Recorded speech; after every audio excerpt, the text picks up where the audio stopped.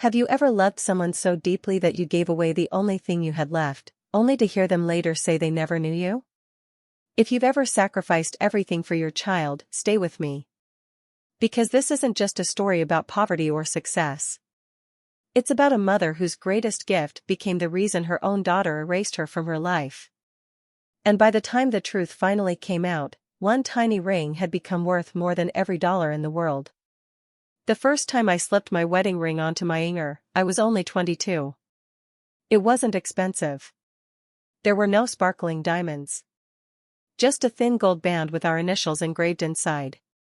Daniel had smiled nervously as he placed it on my hand. "I'm sorry, it's so simple," he whispered. I laughed and kissed his cheek. "It's perfect. Because when someone truly loves you, even the smallest gift feels priceless." For 23 wonderful years, I never took that ring off. Not while washing dishes. Not while planting flowers. Not while holding my newborn daughter in my arms. It became part of me. Every tiny scratch carried a memory. Every faded mark reminded me of laughter, tears, birthdays, Christmas mornings, and quiet evenings when Daniel would sit on our porch, drinking coffee while telling terrible jokes that somehow always made me laugh. Then one rainy October afternoon, everything changed. Daniel was driving home from work when a speeding truck crossed into his lane. The police officer stood on my porch with his hat pressed against his chest. Before he even spoke, I already knew. Some silences are louder than words. I remember falling to my knees before he finished saying Daniel's name. Neighbors later told me they heard my scream from 3 houses away. Our daughter, Emily, was only 11. She ran outside barefoot. "Mom?" I couldn't answer. She kept asking where Daddy was. Why everyone was crying. Why strangers were standing in our yard. I held her tighter than I ever had before. "He loves you," I whispered through tears. "He'll always love you." That night, she cried herself to sleep while clutching Daniel's old sweater. I sat beside her bed until sunrise. When the house became quiet, I looked down at my wedding ring. For the first time, it felt unbearably heavy. Not because of the gold. Because it was now the last piece of Daniel I still had. The funeral emptied what little savings we owned. Bills arrived one after another. Mortgage. Electricity. Medical expenses. Insurance paperwork. Every envelope felt heavier than the last. Friends helped at first. They brought casseroles. Covered a few bills. Promised to check in. But life has a way of pulling people back into their own routines. Soon, the house became painfully quiet. I cleaned offices at night. Worked mornings at a bakery. Spent afternoons sewing clothes for neighbors. Some days I slept less than 3 hours. Emily never complained. She'd wait at the kitchen table every evening with her homework. "Mom, I made you tea." Sometimes the tea was cold. Sometimes she accidentally used salt instead of sugar.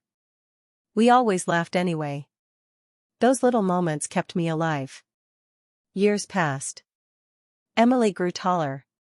Smarter. Kinder. Teachers adored her. One afternoon, her science teacher knocked on our front door. "I've never seen a student like your daughter." I smiled proudly. "She's special." "No," he replied softly. "She's extraordinary." He handed me several brochures. Medical schools. Scholarship programs. Science competitions. She could become a doctor someday. The words echoed inside my heart for weeks. A doctor. Imagine that. My little girl. Saving lives. Daniel had always dreamed she'd do something meaningful. That night I sat beside his photograph. "I think she's going to make it," I whispered. "If only you could see her." For the first time since his death, I smiled without forcing it. Emily studied harder than anyone, while other teenagers went to parties. She stayed home reading anatomy books borrowed from the public library. She taped diagrams of the human body across her bedroom walls. Sometimes I'd wake up at 2 in the morning. Light still glowed beneath her bedroom door. "Emily. You should sleep." "In a minute, Mom." She always said 1 minute. It usually became another 3 hours. One evening she looked up from her books. "When I'm a doctor." I smiled. "Yes? I'm buying you the biggest house you've ever seen." I laughed. "I don't need a big house." "Then I'll buy you a garden." "I already have one." "A bigger garden." "And flowers?" "The prettiest flowers." I reached over and tucked a strand of hair behind her ear.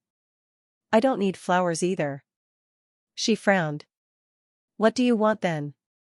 I looked at her. Really looked at her. "I already have everything." She rolled her eyes. "You always say that." Because it was true. She was everything. Years later, the acceptance letter arrived. Emily screamed so loudly that neighbors rushed outside, thinking someone had been hurt. She ran into my arms. I got in. "We did it, Mom." I cried harder than she did. We danced around the tiny living room until we were both laughing too hard to stand. That evening we celebrated with one small chocolate cake from the discount bakery where I worked. It leaned slightly to one side. The frosting wasn't perfect. Neither was our life. But happiness doesn't need perfection. It only needs hope. Then, 3 weeks later, the financial aid office mailed another letter. My hands began shaking before I even opened it. The scholarship covered only part of the tuition. There was still an amount due. An amount so large. It might as well have been $1 million. Emily stared silently at the paper. "I'll decline." "What?" "I can't let you do this. We can't afford it." She folded the letter carefully and walked toward her room. "I'll find another dream." I watched my daughter disappear down the hallway. And for the second time in my life, the house became unbearably quiet. I slowly looked down at the gold ring that had never left my finger. Daniel's initials still rested inside it. The metal had grown warm from years against my skin. I gently turned it once. Then twice. For the first time in 25 years. I slipped it off. And somehow, my hand suddenly felt colder than the winter outside. What would you sell to save your child's dream? Your house? Your memories? Your future? Or would you sell the one thing that still carried the touch of the person you loved most? Sometimes the greatest sacrifices happen in complete silence. No applause. No audience. No one ever knows. And years later, the very person you sacrificed for may look into your eyes and pretend they've never seen you before. I placed Daniel's wedding ring on the kitchen table. Morning sunlight slipped through the window and landed on the gold, making it glow as if it were alive. For a long time, I simply stared at it. I reached for it. Then pulled my hand back. Again. And again. It felt wrong. As though I were betraying him. The front door creaked open. Emily stepped into the kitchen, still holding yesterday's tuition letter. She looked exhausted. She hadn't slept. Neither had I. "You've been awake all night?" I smiled. "Old women don't need much sleep." She didn't smile back. "I'm serious, Mom." "So am I." She sat beside me. "I've decided." I already knew what she was going to say. "I'm not going." I looked at her quietly. "You've dreamed about becoming a doctor since you were 12. It doesn't matter. It matters to me. It costs too much." I reached across the table and held her hand. "When your father died, I made him a promise." She looked up. "I promised I would never let your dreams die with him." Tears gathered in her eyes. "I don't want your sacrifices anymore." My sacrifices were never a burden. They are now. She stood quickly before I could answer. I'm getting a job. You already have one. I'll get two. Emily. I'll apply again next year. She hurried into her bedroom and quietly closed the door. I heard her crying through the wall. Mothers know the sound of their children's tears, even when they try to hide them. I looked back at the ring. Daniel. I hope you'll forgive me. The pawn shop sat at the corner of an old street downtown. Its faded sign had probably been there longer than I had. A tiny bell rang as I pushed open the door. An elderly man looked up from behind the counter. What can I help you with? I couldn't speak. Instead, I slowly opened my hand. The wedding ring rested in my palm. His expression softened. How long have you had it? 25 years. He didn't pick it up immediately. Instead, he asked quietly.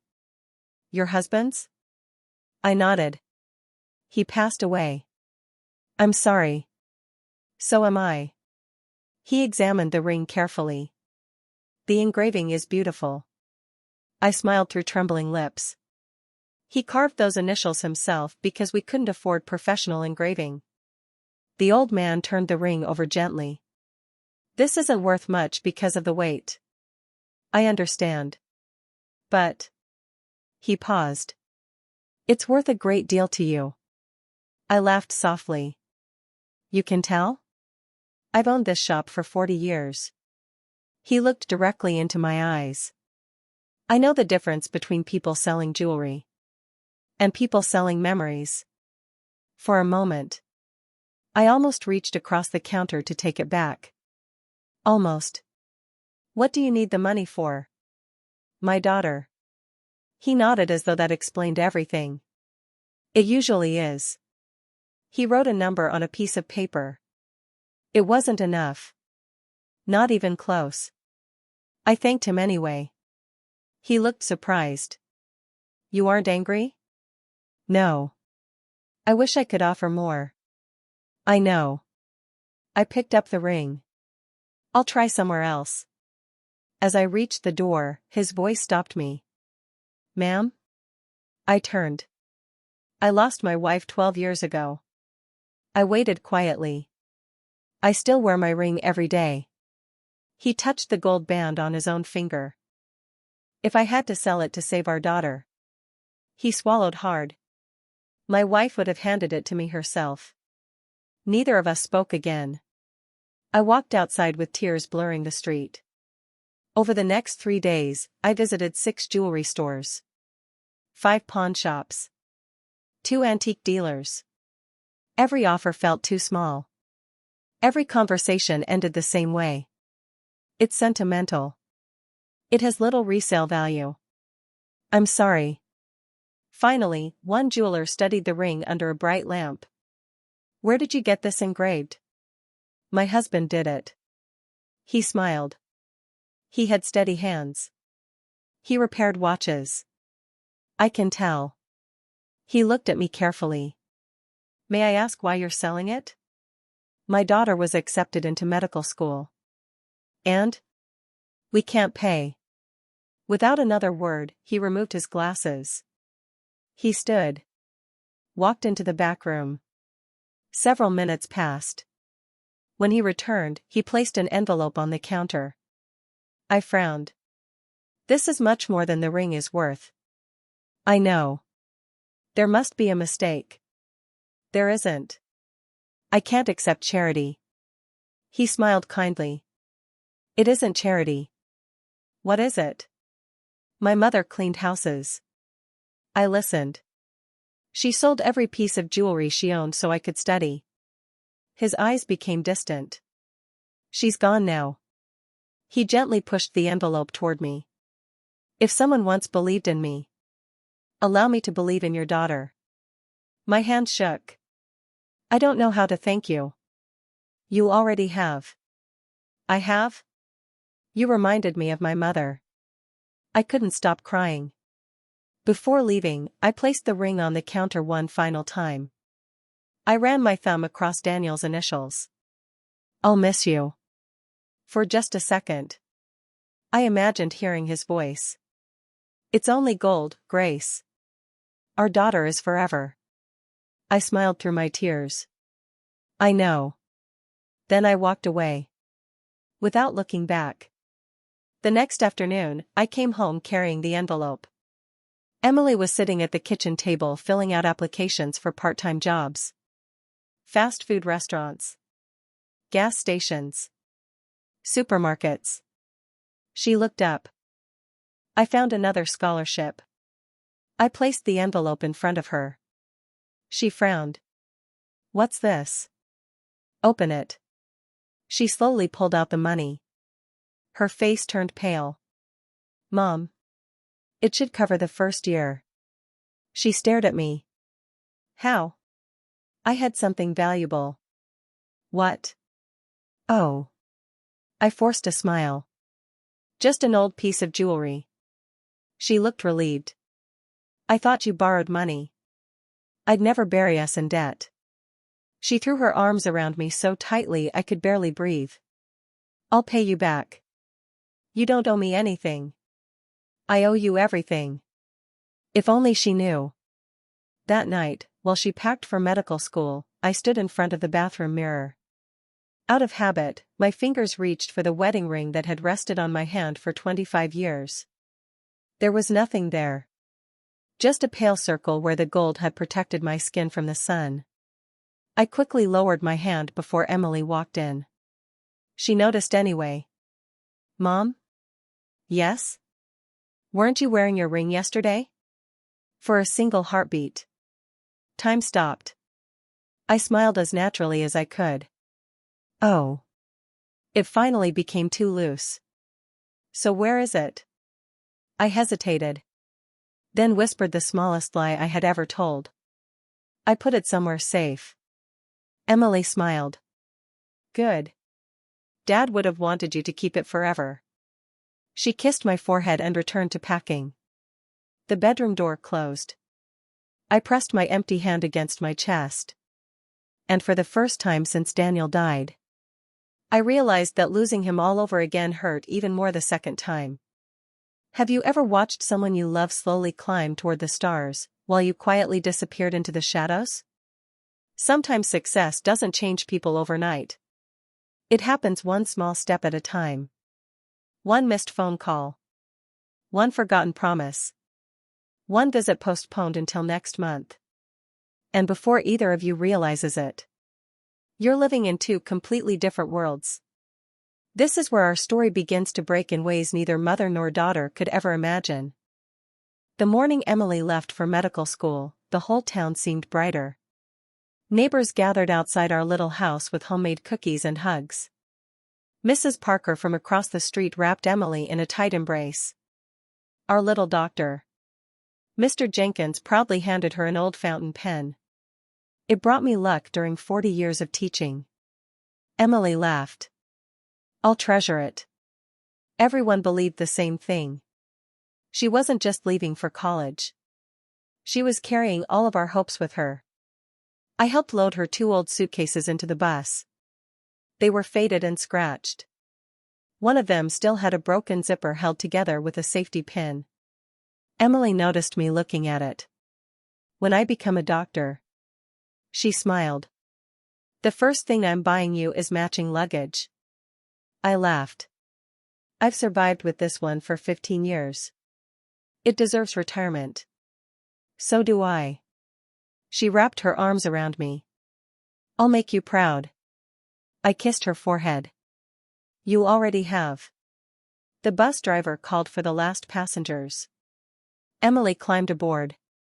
Just before the doors closed, she leaned out the window. I love you, Mom. I love you more. She rolled her eyes dramatically. That's impossible. We'll argue about it when you come home. She laughed. I'll win. The bus pulled away. I stood there waving until it disappeared around the corner. Even after it was gone, I kept waving. Old habits die slowly. Especially when they're tied to love. The house felt enormous without her. Every room echoed. Her bedroom remained exactly as she had left it. The anatomy chart still covered the walls. Her favorite sweater hung behind the door. A coffee mug sat on her desk with 3 pens inside. I couldn't bring myself to move anything. Every Saturday morning I cleaned her room anyway. Not because it was dirty. Because it made me feel close to her. The first few months were wonderful. Emily called every evening. Mom. I passed my anatomy exam. Mom. I saw my first surgery today. Mom. My professor says I ask too many questions. I laughed. You've been asking too many questions since you learned how to talk. I get that from you. I'll take the blame. Sometimes we'd stay on the phone for hours. She told me about her classmates. Her tiny dorm room. Her favorite professor. The cafeteria food she hated. The little cafe across the street where everyone studied. Every story made me smile. Even if I was exhausted after working all day. Because hearing her voice reminded me why every sacrifice had been worth it. Life became a routine. I cleaned offices before sunrise. Worked afternoons at the bakery. 3 evenings each week I cleaned private homes. On weekends I washed laundry for several elderly neighbors. People often asked why I still worked so much. Your daughter's in college now. You should rest. I always smiled. Doctors study for many years. Books weren't free. Lab equipment wasn't free. Housing wasn't free. Dreams were expensive. Very expensive. I quietly picked up extra shifts whenever I could. Some nights my feet hurt so badly that I soaked them in warm water before bed. Other nights I fell asleep in the kitchen chair before finishing dinner. But every time I wanted to complain, I'd open Emily's latest letter. She still loved writing letters. Dear Mom. Today I held a human heart during anatomy lab. Can you believe that? Every time I feel like giving up, I remember you leaving for work before sunrise. If you can work 3 jobs, I can study 1 more hour. Love. Emily. I kissed every letter before placing it inside an old wooden box. The same box where Daniel's photographs rested. By her 2nd year, things began to change. The phone calls became shorter. I'm busy, Mom. I'll call tomorrow. Tomorrow became next week. Next week became next month. I told myself it was normal. Medical school demanded everything. Sleep. Time. Energy. Even friendships. Surely she wasn't forgetting me. She was simply growing. Children were supposed to grow. That's what parents worked so hard for. Still. The silence grew louder. One Sunday afternoon I decided to surprise her. I spent nearly 4 hours baking her favorite apple pie. The crust wasn't perfect. It never had been. Daniel always joked it looked like a mountain after an earthquake. Emily loved it anyway. I wrapped the pie carefully in a towel and boarded the early train. The trip took nearly 5 hours. When I finally reached campus, my heart swelled with pride. Students hurried between enormous buildings carrying heavy textbooks. Young men and women in white laboratory coats walked confidently through the courtyards. Somewhere among them was my little girl. I asked a receptionist where I could find Emily. She smiled. Oh, she's probably in the medical library. I thanked her and slowly made my way across campus. The library was breathtaking. Tall glass windows. Marble floors. Shelves stretching toward the ceiling. Then I saw her. She was standing with 3 classmates. Laughing. Confident. Beautiful. She looked older somehow. Like someone who belonged there. I smiled and lifted the pie. Emily. She turned. For just a second. Her eyes lit up. Then something changed. One of the young women beside her glanced at me. Another looked at my worn-out coat. My old shoes. The grocery bag holding the pie. Emily's smile disappeared. I walked closer. I made your favorite. She looked uncomfortable. Mom? One of the boys asked. Who's she? Emily hesitated. Only for a moment. But a mother notices moments. Every single one. Oh. She forced a smile. This is. She couldn't finish the sentence. I watched her searching for words. Not because she didn't know who I was. Because she didn't know how to explain me. Finally she whispered. She's from my hometown. The words landed harder than any slap ever could. From my hometown. Not my mother. The students smiled politely. One of them nodded. Nice to meet you. I smiled back. It was lovely meeting all of you. Emily quickly took the pie from my hands. You didn't have to come all this way. I wanted to surprise you. You should have called first. I know. An awkward silence settled between us. I have class in a few minutes. Of course. I'll walk you to the gate. No, sweetheart. I stepped back. You stay. She looked relieved. That tiny expression. It shattered something inside me. I reached up and gently touched her cheek. You look tired. She nodded. I've been studying. I can tell. I'll call you tonight. I'll be waiting. She hugged me. It lasted barely 2 seconds. Then she hurried back toward her friends. As I turned to leave, I heard one of the girls ask, "Who was that lady?" Emily answered so quietly she probably thought I couldn't hear. Just someone who helped raise me. I stopped walking. The world suddenly felt very still. Someone. Not Mom. Just someone. I didn't cry. Not there. Not on her campus. Not where she was building the future I'd sacrificed everything to give her.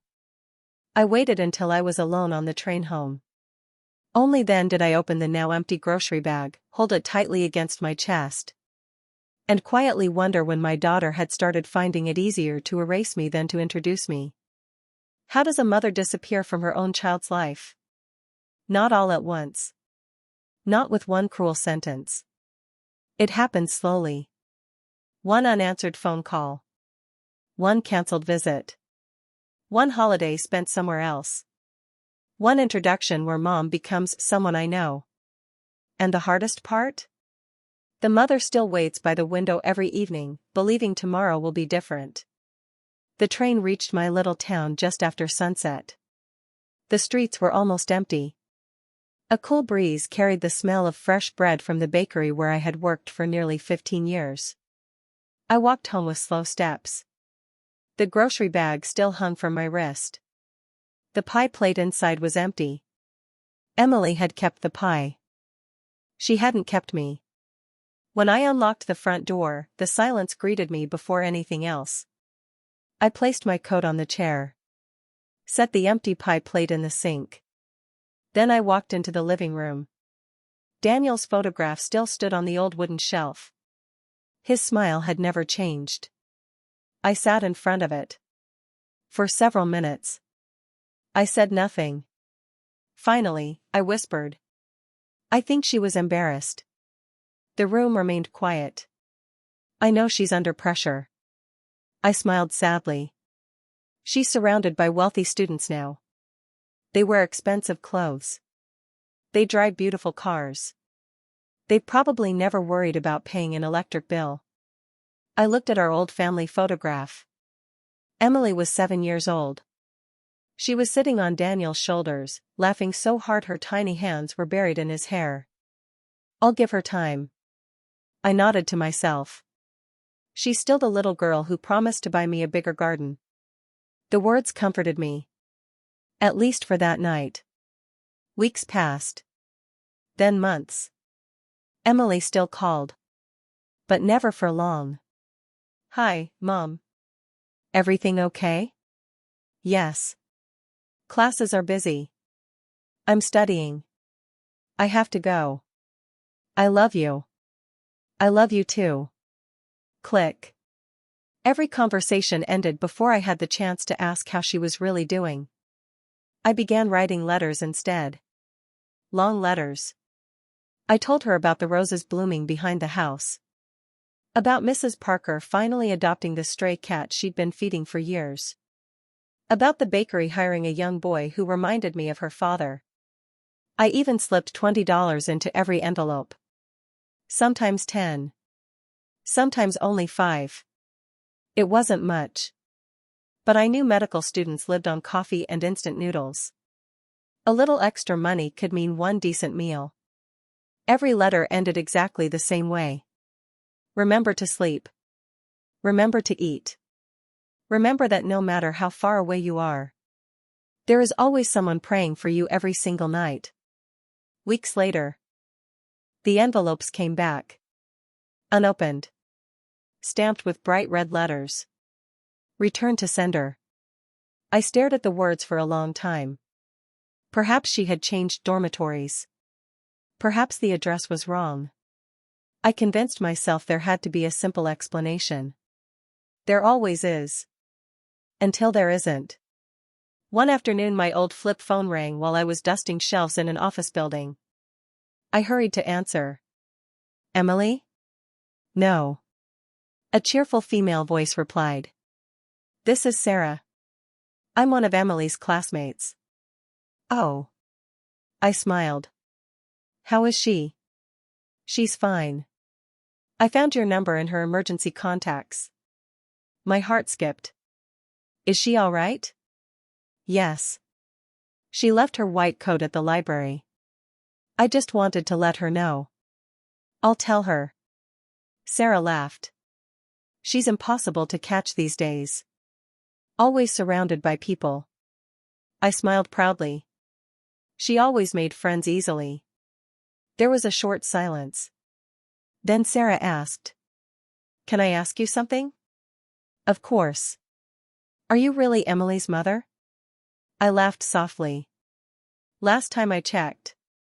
Oh. She hesitated. I only asked because. Because what? I've heard Emily say both of her parents passed away years ago. Everything around me became strangely quiet. The vacuum cleaners. The office chatter. The ringing telephones. It all faded into the distance. I'm sorry. Sarah continued. I didn't mean to upset you. I couldn't answer. She apologized again before ending the call. I stood in the middle of the hallway with the phone still pressed against my ear. My knees suddenly felt weak. I slowly sat down on the floor. The cleaning cart rolled away without me noticing. Both parents. Passed away. Those words echoed inside my head over and over. She hadn't simply hidden me. She had buried me. While I was still alive. That evening I didn't cook dinner. I wasn't hungry. I took out the wooden box from the closet. Inside were every letter Emily had ever written me. Birthday cards made with crayons. Mother's Day drawings. Little notes that read. I love you forever. I'll never leave you. You are my best friend. One drawing caught my attention. Emily couldn't have been older than 6. She had drawn 3 stick figures holding hands. Above them she'd written in crooked handwriting. My family forever. I traced the drawing with trembling fingers. So. I whispered. When did forever end? A single tear landed on the paper. Then another. Soon I couldn't see the drawing anymore. Winter arrived. The cold settled into my bones. Work became harder. My hands ached every morning. Still. I never missed a shift. One snowy evening, while cleaning the lobby of a private hospital, I suddenly felt dizzy. The mop slipped from my hands. The floor rushed toward me. Everything went black. When I opened my eyes, bright hospital lights shone above me. A nurse smiled. "You're awake. What happened? You fainted." "I'm sorry." She laughed gently. "You don't have to apologize for collapsing." The doctor entered carrying my chart. He looked kind. Older. Perhaps close to my age. "You've been working too much." "I'm all right." He shook his head. "You're anemic. Severely exhausted. When was the last time you had a proper meal?" I thought for a moment. "I had toast yesterday." "And before that?" I couldn't remember." He sighed quietly. "You've spent your whole life taking care of someone else. Now it's time someone takes care of you." I smiled politely. "I can't afford that." He didn't smile back. "Sometimes the most expensive decision is pretending you're fine." The hospital discharged me the next morning. As I gathered my coat, the nurse handed me an envelope. It was left anonymously. Inside was $500. No name. No note. Just money. I hurried back to the nurse's station. "There must be a mistake." The nurse smiled. "There isn't." "Who left this?" "We're not allowed to say." "Please." She looked around before whispering. "The doctor." I looked toward the hallway. He was already walking into another patient's room. Without turning around, he simply raised one hand and waved. For a brief moment, he reminded me of Daniel. Helping quietly. Without expecting thanks. Spring finally returned. Along with one piece of wonderful news. Emily was graduating. Top of her class. The ceremony would be held in the largest auditorium in the state. When I received the invitation in the mail, I held it against my heart. There it was. My daughter's name. Followed by two words that made every sacrifice worthwhile. Doctor of Medicine. I cried harder than I had in years. I rushed to Daniel's photograph. We did it. Our little girl did it. For hours I planned the trip. I couldn't afford a new dress. So I carefully washed my oldest blue one. I stitched the tiny tear near the sleeve by hand. I polished my worn shoes until they reflected the light. Mrs. Parker even insisted on curling my gray hair. "You have to look beautiful." I laughed. "At my age?" "Especially at your age." The night before graduation, I barely slept. I kept imagining Emily searching the crowd. Spotting me. Running into my arms. Introducing me proudly. "Everyone. This is my mother. The woman who gave me everything." I closed my eyes with that dream warming my heart. Completely unaware that tomorrow, my daughter would do something far more painful than forgetting my name. She would look directly into my eyes. And refuse to admit she even knew me. A graduation is supposed to be the happiest day in a mother's life. The day every sleepless night, every sacrifice, every whispered prayer finally becomes worth it. But what if the person you crossed oceans of pain to celebrate, looked into your eyes and chose a room full of strangers instead of you? Some wounds don't bleed. They simply leave the heart too broken to recognize itself. I woke before dawn. For the first time in years, I wasn't getting up for work. I wasn't putting on my cleaning uniform. I wasn't tying an apron around my waist. Today, I was simply a mother. A mother going to watch her daughter become the woman she had always dreamed of becoming. I opened my closet carefully. Only 3 dresses hung inside. One black. One gray. One faded blue. The blue one had been my favorite for years. Daniel always said it matched my eyes. I smiled as I slipped it on. The fabric had grown thin with age. Near the shoulder was the tiny stitch I'd sewn the night before. It wasn't perfect. Neither was I. Mrs. Parker knocked exactly at 7. She carried a small box. I brought you something. You didn't have to. I know.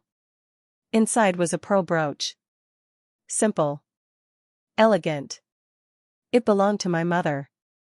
Oh, Margaret. I want you to wear it today. I can't. You can. It's too valuable. She gently pinned it onto my dress. Not as valuable as the woman wearing it. My eyes filled instantly. She hugged me tightly. When Emily sees you, she'll be so proud. I whispered. I hope so. The bus ride lasted nearly 4 hours. Every mile brought another memory. Emily losing her first tooth. Emily learning to ride a bicycle. Emily falling asleep on my shoulder during thunderstorms. Emily promising, when I become a doctor, you'll never have to work again. I smiled at the window. Children make promises with honest hearts. Life simply changes the language they speak. The university campus was overflowing with families. Parents carried bouquets of flowers. Grandparents proudly held cameras. Children ran across the grass wearing tiny graduation caps bought from gift shops. Laughter filled the air. It was beautiful. For a moment, I imagined Daniel walking beside me. His arm around my shoulder. His proud smile. Our little girl made it. She sure did. I whispered to the empty space beside me. You should have been here. A soft breeze brushed against my face. It almost felt like an answer. Inside the auditorium, thousands of people filled the seats. The stage shimmered beneath bright lights. A huge banner stretched across the front. Congratulations, class of medicine. My hands trembled as I found my seat near the middle. I couldn't stop smiling. Every graduate entered wearing a black gown and cap. Then, I saw her. Emily. She looked radiant. Confident. Beautiful. The little girl who once patched her own school backpack with tape was now walking across the same stage as future surgeons, pediatricians, and scientists. I stood instinctively. My heart refused to stay still. There she is. I whispered. That's my daughter. The elderly couple sitting beside me smiled warmly. You must be very proud. I laughed through tears. I've been proud since the day she was born. The ceremony began. Professors gave speeches. Awards were announced. Students laughed together. Families applauded. Every time Emily's face appeared on the giant screen, I clapped until my palms hurt. When they announced, graduating with highest honors, Emily's name echoed through the auditorium. The entire room erupted in applause. I cried openly. I didn't care who saw. My baby had done it. Everything. Every sleepless night. Every aching muscle. Every lonely holiday. Every dollar I didn't spend on myself. Every piece of jewelry I sold. Every dream I postponed. Every sacrifice had led to this moment.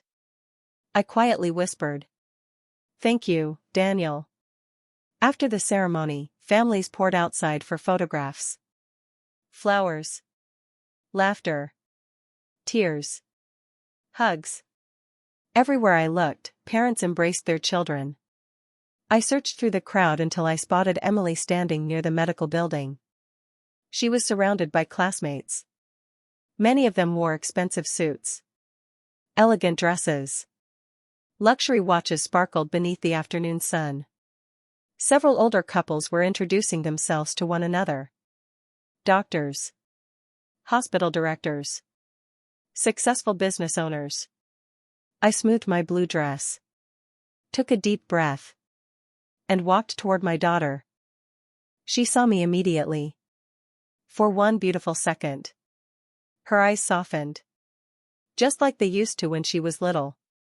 I smiled and opened my arms. My doctor. I whispered proudly. Before I could reach her, A tall man wearing an expensive gray suit stepped beside Emily. He appeared to be one of the university's trustees. Several photographers followed him. He smiled at Emily. "Outstanding achievement. We're honored to have students like you." She thanked him politely. Another woman approached. "I've heard wonderful things about you."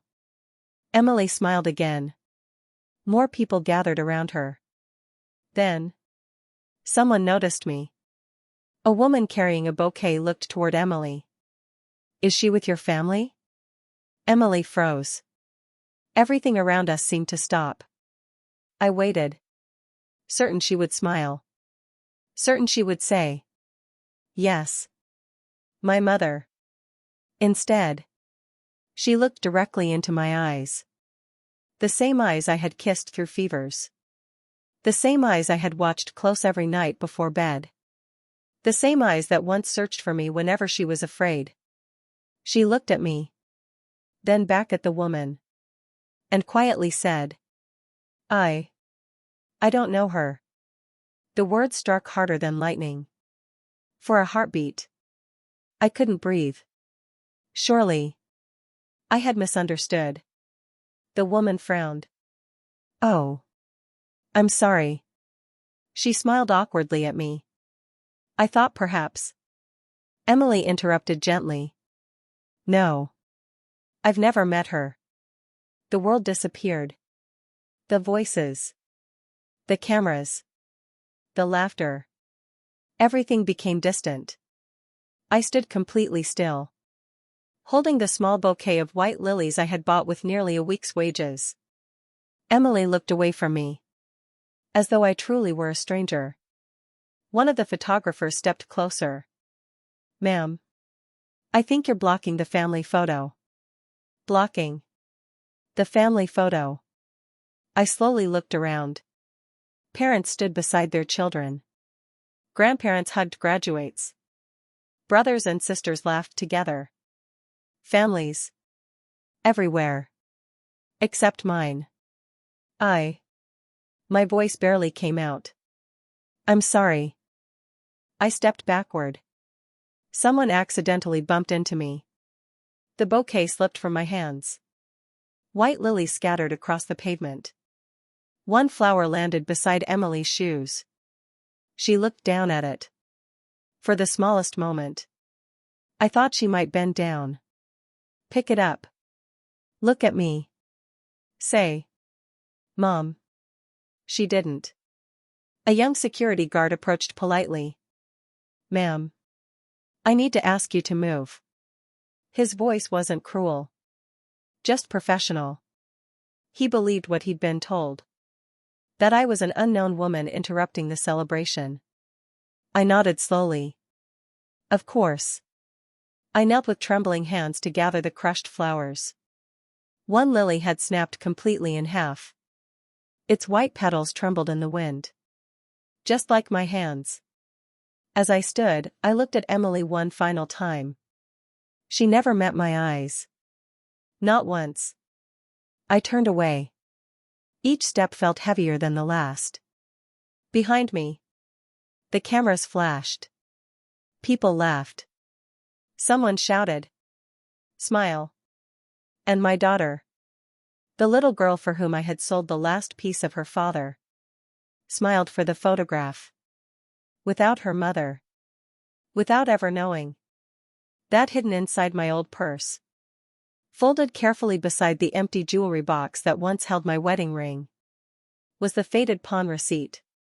The only proof that everything she had become had been bought by the gold she no longer even remembered. What would you do if the person you loved most erased you, while the whole world applauded them? Would you scream? Would you tell everyone the truth? Would you pull out every receipt, every sacrifice, every scar, and force them to see what they had done? Or would you simply walk away? Sometimes the strongest hearts are the ones that break without making a sound. I didn't remember leaving the university. I didn't remember crossing the parking lot. Or boarding the bus. Or finding my seat beside the window. The only thing I remembered was the sound of Emily's voice. I don't know her. Those 4 words echoed over and over until they no longer sounded like words. They became a wound. The bus slowly pulled away. Outside, proud families laughed together. Parents hugged their children. Bouquets filled the sidewalks with color. I rested my forehead against the cold glass. The crushed white lily still lay in my lap. Its petals had begun to fall one by one. I gently picked one up. It reminded me of the tiny white flowers Daniel used to bring home every anniversary. They're not expensive, he'd always say. They don't have to be. Then he'd smile. Because I know the most beautiful flower is already waiting for me at home. I closed my eyes. Oh, Daniel. I tried. I really tried. When I reached home, the house felt colder than ever before. Mrs. Parker saw me through her kitchen window and hurried across the yard. Grace! How was it? She stopped the moment she saw my face. What happened? I forced a smile. It was beautiful. Did Emily like the flowers? Yes. The lie tasted bitter. Mrs. Parker knew me too well. She gently took my hands. They're freezing. I'm all right. No. You aren't. For several seconds, neither of us spoke. Then, I did something I hadn't done since Daniel's funeral. I collapsed into someone's arms and cried without trying to be strong. Mrs. Parker held me as though I were a child. She didn't ask questions. She didn't offer advice. She simply stayed. Sometimes. That is the greatest kindness one person can give another. The next morning, I woke with swollen eyes. Life, however, doesn't stop because hearts break. Bills still arrive. Work still waits. The bakery still needed bread. The offices still needed cleaning. So I put on my uniform, tied my apron, and went to work. Customers smiled. Congratulations. We heard your daughter became a doctor. You must be so proud. I smiled every single time. I am. And I meant it. Even after everything. I was still proud. Life has a strange sense of humor. The mother who had sacrificed everything so her daughter could wear a white coat now polished the floors beneath hundreds of white coats every day. I accepted the job without complaint. Work is work. Dignity doesn't depend on a title. The hospital was enormous. Doctors hurried through bright hallways. Nurses pushed patients from room to room. Families cried. Babies laughed. Life and death passed each other every minute. Every time I saw a young doctor, my heart searched for Emily. Sometimes, for just a second, I imagined one of them calling out, "Mom." It never happened. One evening, after finishing my shift, I noticed several doctors gathered near the main entrance. Everyone seemed excited. One nurse whispered, "The new cardiologist starts tomorrow. I heard she's brilliant. Graduated top of her class." Another smiled. "She's only 30. Amazing." Something about the conversation caught my attention. I looked toward the welcome board. There, printed in elegant gold letters, was a name I knew better than my own. Dr. Emily Carter. Consultant cardiologist. My hand stopped moving. The mop slipped from my fingers. It couldn't be. This hospital. This very hospital. Only 20 minutes from my little house. She had been here. All this time. Working close enough that I could have walked to see her. Yet she had never once knocked on my door.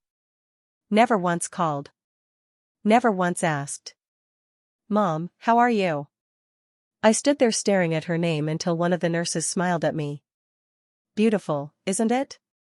I nodded. "My daughter." The words almost escaped. Instead, I quietly whispered, "Yes. She's going to save a lot of lives. The following morning, I arrived before sunrise.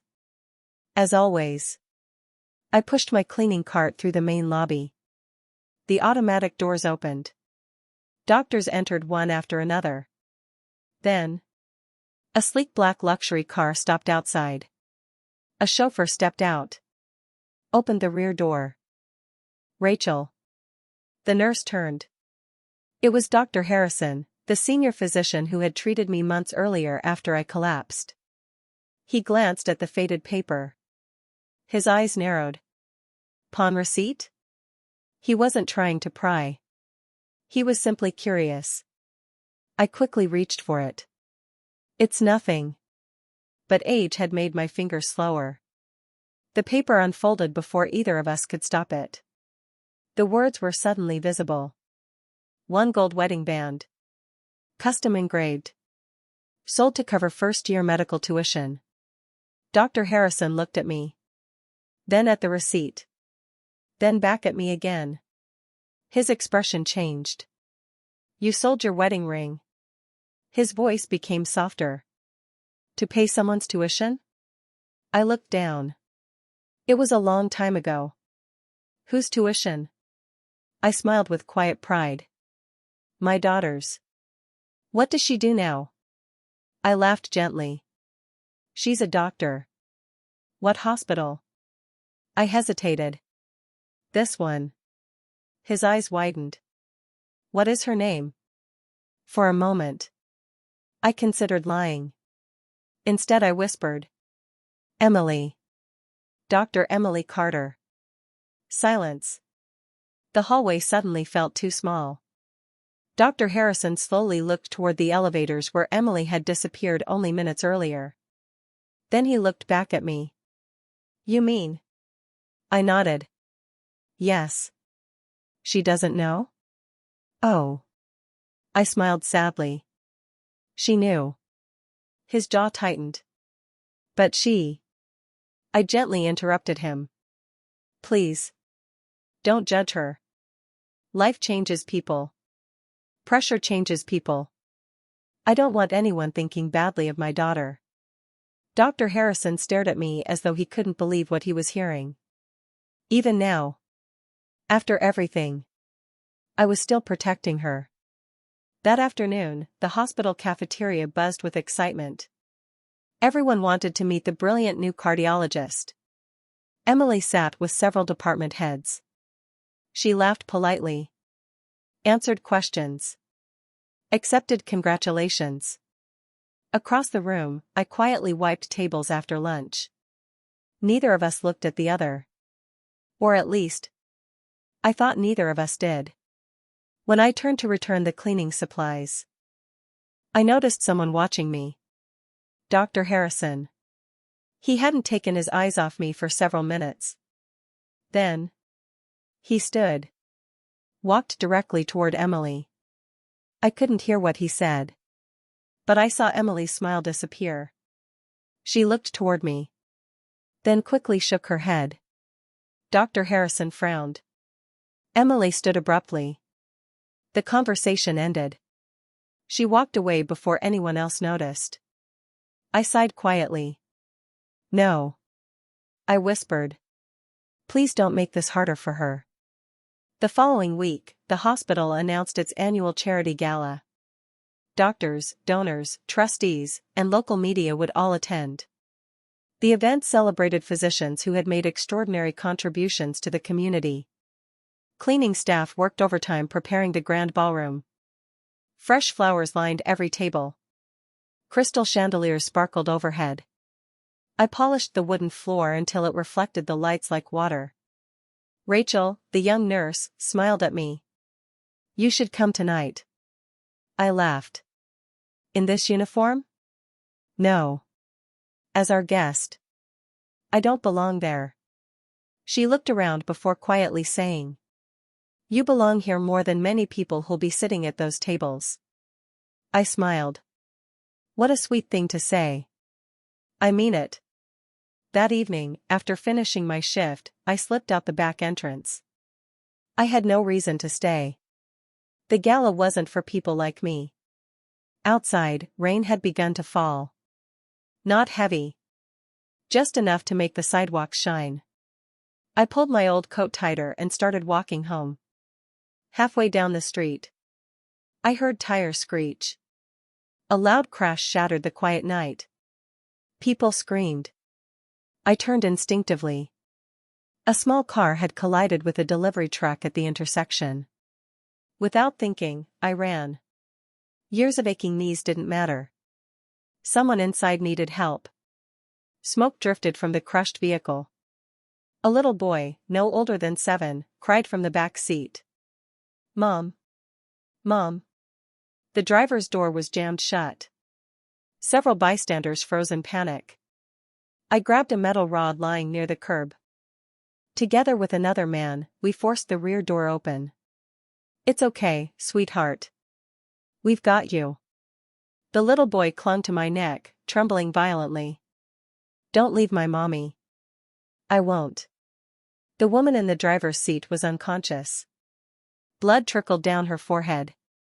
Within minutes, hospital staff rushed outside from the gala. Doctors surrounded the car. Stretchers arrived. Then, I saw her. Emily. Still wearing her elegant evening gown beneath a white medical coat. She immediately took charge. "Check her airway. Get oxygen. We're losing blood pressure." Her voice was calm. Confident. Exactly the kind of doctor she had always dreamed of becoming. I smiled. "That's my girl." She didn't hear me. Or perhaps she chose not to. As the injured woman was lifted onto the stretcher, the frightened little boy wrapped his arms around my waist. He refused to let go. "Grandma!" he cried. "Please don't leave us." "Grandma!" The word caught Emily's attention. She looked toward us. For one brief moment, our eyes met again. This time, there was no audience to impress. No cameras. No wealthy donors. Only rain. Only pain. Only truth. She opened her mouth as if she wanted to say something. But another nurse shouted, "Doctor! We need you." Emily turned and ran back to the patient. I gently kissed the little boy's forehead. "Your mommy is going to be okay." "How do you know?" "Because the doctor taking care of her." My voice trembled with pride. Never gives up on people. I watched Emily disappear through the emergency doors. Completely unaware that Dr. Harrison had witnessed everything.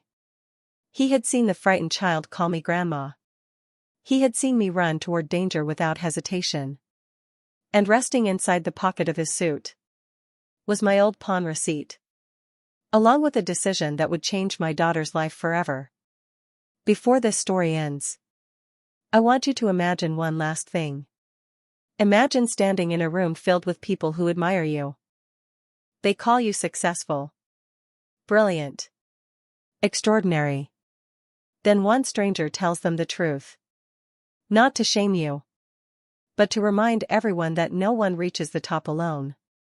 And suddenly, every sacrifice you refuse to see is standing right in front of you. The hardest tears are not the ones we cry when we lose someone. They're the ones we cry when we realize they loved us long after we stopped deserving it. The charity gala resumed the following evening. The accident had delayed the celebration, but thankfully the young mother had survived. The little boy had escaped with only minor injuries. Everyone praised the emergency team. Especially Dr. Emily Carter, the youngest cardiologist in the hospital. An inspiration. A remarkable physician. Round after round of applause filled the ballroom. I wasn't there. I had finished my cleaning shift early and quietly gone home. The event belonged to people wearing elegant suits. Not old women with tired hands. Inside the ballroom, Dr. Harrison stood behind the podium. He smiled at the audience. "Before we present our final award, I'd like to tell you a story." The room became silent. It isn't a story about medicine. It isn't about wealth. It isn't about talent. It's about sacrifice. He reached into his pocket. Slowly. He unfolded an old yellow piece of paper. A few people leaned forward. A few days ago. I found this. He held it up. It is a pawn receipt. People exchanged confused glances. A gold wedding band. Hand engraved. Sold to pay a young woman's first-year medical tuition. The room remained silent. Dr. Harrison continued. The woman who sold that ring has worked 3 jobs. She skipped meals. She cleaned offices. Baked bread before sunrise. Washed floors after sunset. She gave away the last gift her late husband ever placed on her finger. His voice grew heavier. So that her daughter could become the doctor she dreamed of being. Several guests quietly wiped their eyes. Emily sat perfectly still. Her face had turned pale. She recognized the words. Every one of them. Dr. Harrison looked toward the audience. Yesterday. I watched that same woman pull a frightened child from a wrecked car without thinking about her own safety. I also watched her protect the daughter who had broken her heart. He paused. When I asked why she never told anyone what she had sacrificed, she said something I will never forget. He looked directly at Emily. Please don't judge my daughter. Life changes people. I don't want anyone thinking badly of her. The ballroom fell into complete silence. Emily's breathing became uneven. No. She whispered.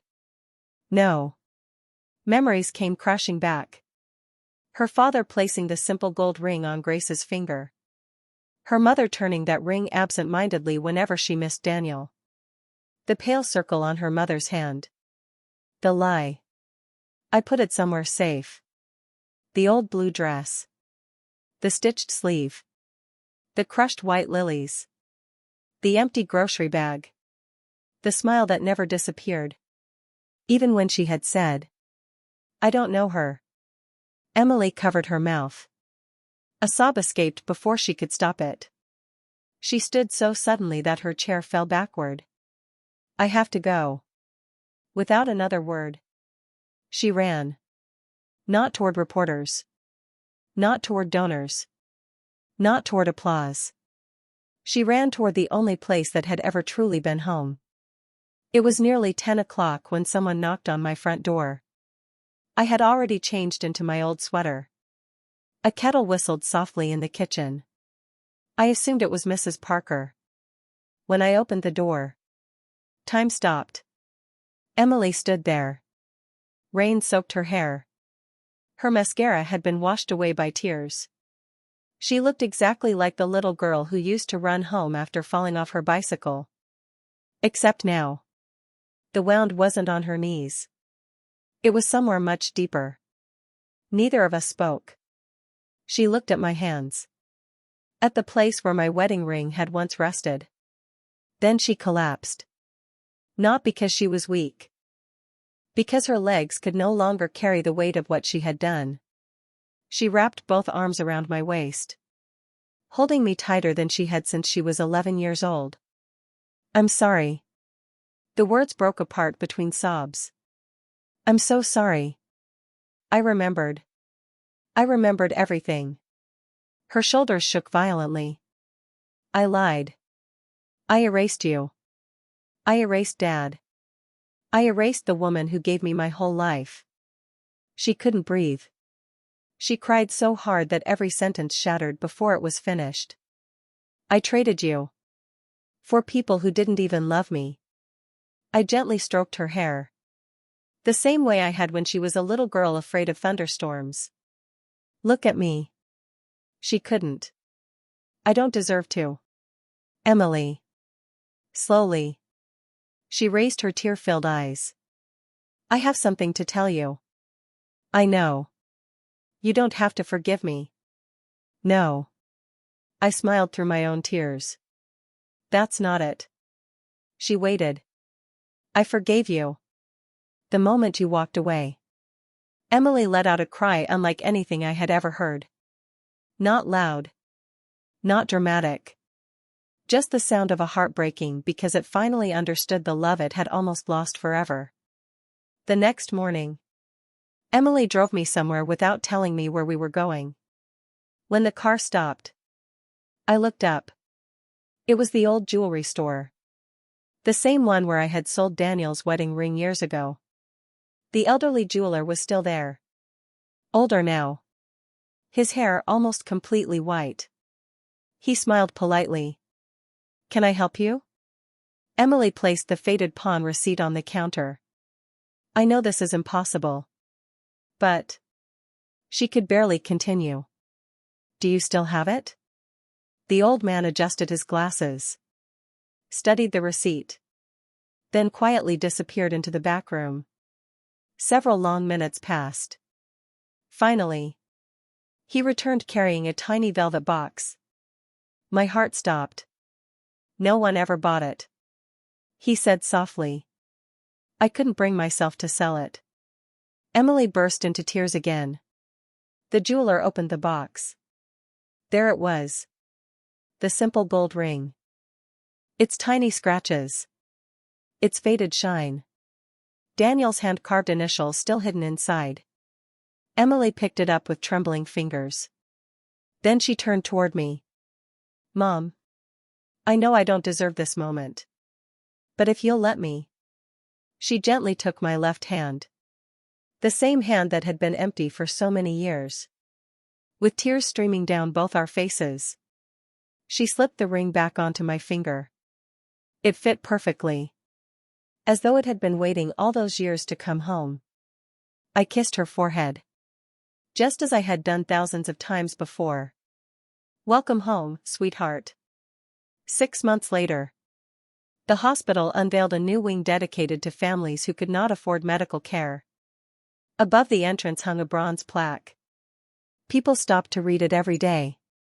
It said, "The Grace Carter Family Care Center." Built in honor of a mother who proved that the greatest medicine in this world is unconditional love. Visitors often asked who Grace Carter was. Emily always smiled before answering. She never said, "A woman from my hometown." She never looked away again. Instead, she proudly took my hand and said, "This is my mother. The woman who gave away everything. So I could become the doctor standing before you." And every single time she said those words, she squeezed my hand just a little tighter. As if she were making herself one silent promise. Never. Ever. To let go again.